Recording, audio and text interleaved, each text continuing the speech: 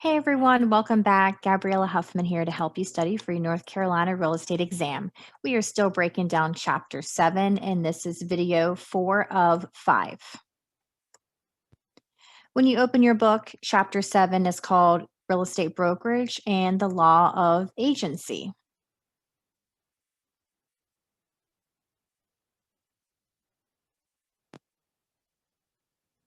So, this video, we're going to talk about the Working with Real Estate Agent brochure.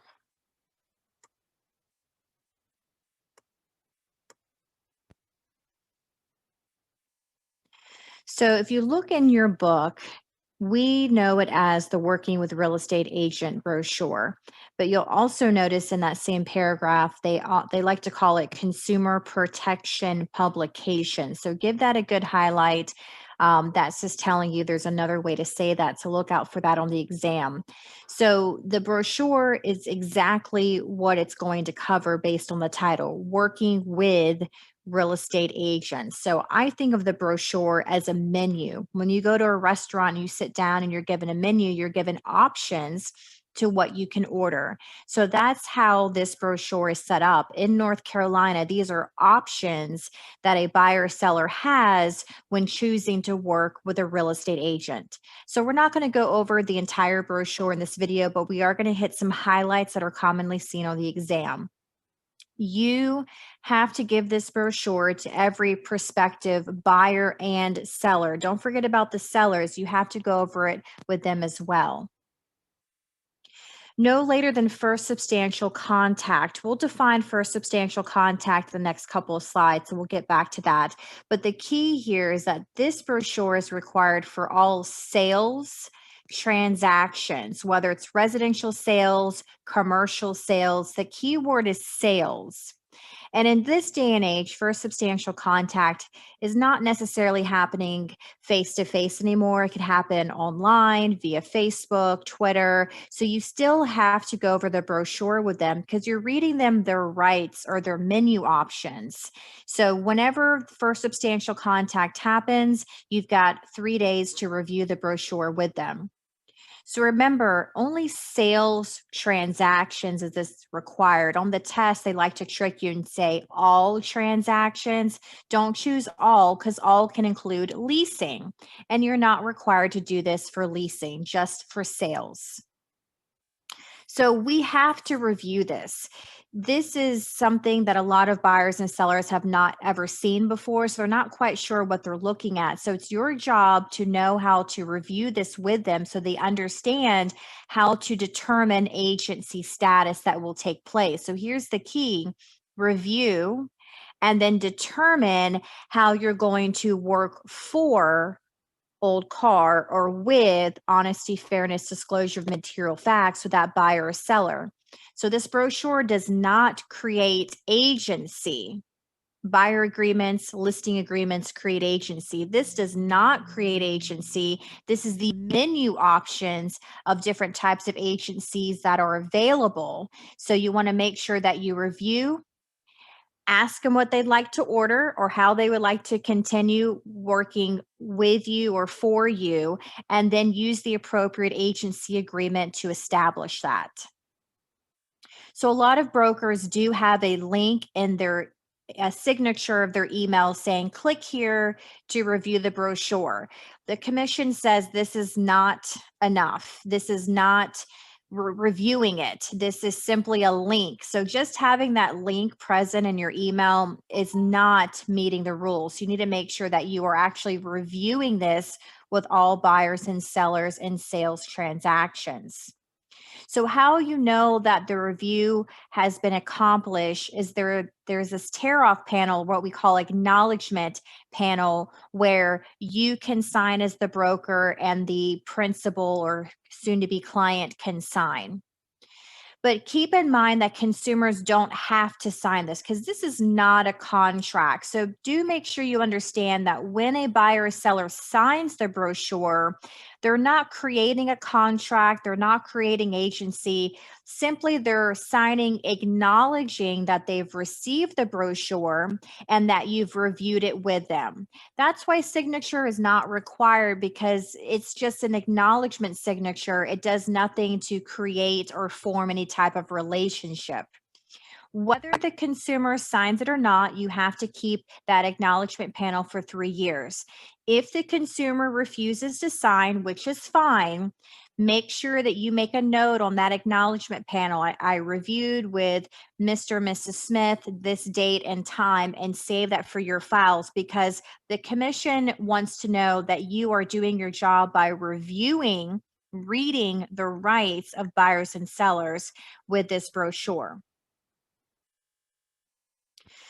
So when you go over the brochure, remember you're going to review it and then determine how you're going to pursue this buyer or seller. So let's say you're going over this with a buyer. After reviewing it with a buyer, the buyer says, listen, I don't want to hire you as a buyer's agent, but I still want you to show me houses. So you're going to be a seller sub agent. Remember that from the last video series, seller sub agents work for the seller. So in this case, the buyer consumer must initial the seller sub agency box on that brochure because that's saying, buyer, the entire time I show you houses, I don't represent you, I represent the seller. So when you start showing them houses, they know, listen, anything you tell me, buyer, you're a customer, anything you tell me, I have to tell my client seller. Make sure you always know for the test that the brochure must include the broker's name and license number. Again, this is for your files. So when the commission comes to audit your files, they're looking to make sure that you've gone over this brochure with every prospective buyer and seller. This brochure does not explain how to buy or sell a home. It does not do that. It is a menu option of agency, what type of agency North Carolina allows. And auction and lease transactions are exempt. That's why you don't want to choose on the test all transactions because all can include leasing and now auctions. It's only just for sales transactions. So let's talk about first substantial contact. How do we know we've encountered first substantial contact? Well, when the consumer's motivation is disclosed, when they start to talk about their price, their terms, their motivation, or when the conversation goes from information about the property to personal or confidential information about the buyer or seller. So the buyer asking you, how many square feet, how many bedrooms, how many baths, that's not first substantial contact. That's information about the property that anyone can Google. But if the buyer starts to tell you, I must move in the next 30 days, I have a job change, that's personal confidential information. That's where you have to stop them and say, hey guys, let's go over this brochure. I want to explain to you how agency works in North Carolina. And you're doing this to protect their information. So you want to look on the test for words like must sell, must buy. That is a trigger for first substantial contact. Once we hear these must words, you have to stop and review the brochure and then determine agency. Remember, it doesn't create agency. You're just talking about what their options are. Don't choose on the test someone's thinking about or considering or wants or likes. Those are not hard, definite words. That's not first substantial contact. So when to disclose your agency status. This slide, I hit a couple of things here because we're going to break it all down. This is super important. I find a lot of students get these backwards, so pay close attention here. When we talk about disclosing agency status, we're saying, when do you have to disclose who you work for? So let's start on the left. If you're a listing agent and a buyer approaches you, let's say at an open house, you don't have to tell that buyer that you work for the seller until first substantial contact happens. So a buyer can walk into my open house. I don't have to go over the brochure with them. If they ask me how many bedrooms, I don't have to go over the brochure because first substantial contact has not happened. It may not happen at all.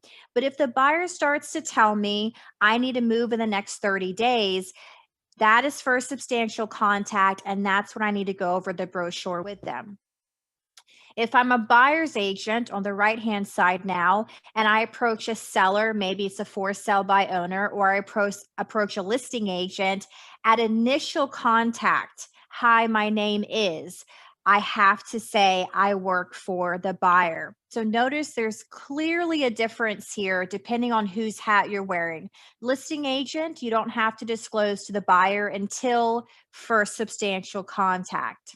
Buyer's agent, you do have to disclose at initial contact. So the brochure, it doesn't matter whether you're talking to a buyer or talking to a seller. You always have to go over this brochure at first substantial contact.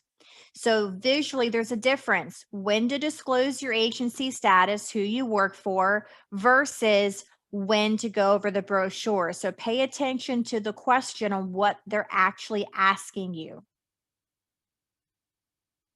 So most commonly missed concepts, when to disclose.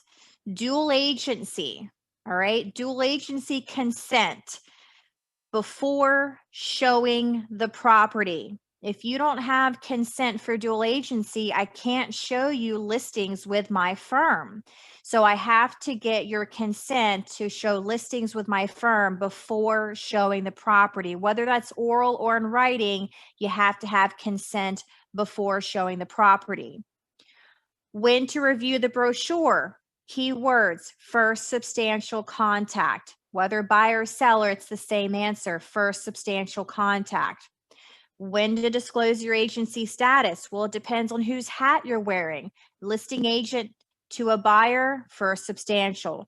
Buyer's agent to a seller or seller's rep, initial contact. All right, folks, that's the end of video 4. Feel free to always reach out to me. You've got my cell number. You can always find me on Facebook or shoot me an email. Thank you so much.